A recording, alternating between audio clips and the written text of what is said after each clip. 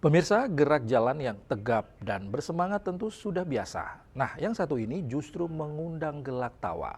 Gerak jalan kocak menjadi salah satu hiburan warga Singaraja dalam memeriahkan HUT ke-80 kemerdekaan RI.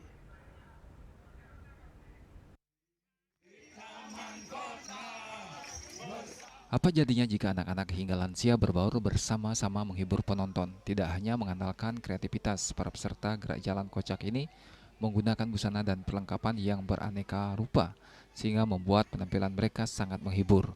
Peserta berasal dari instansi, komunitas, dan kelompok masyarakat. Mereka menampilkan aksi teatrikal penuh humor, kostum nyentrik, dan yel-yel yang berhasil mengocok perut para penonton.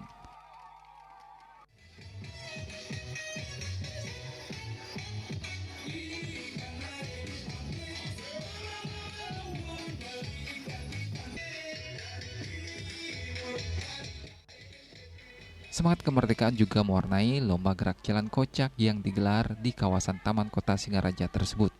Ini menjadi bukti nyata bahwa warga Buleleng tidak kehabisan cara untuk merayakan HUT ke-80 Republik Indonesia dengan cara yang meriah, kreatif, dan menghibur.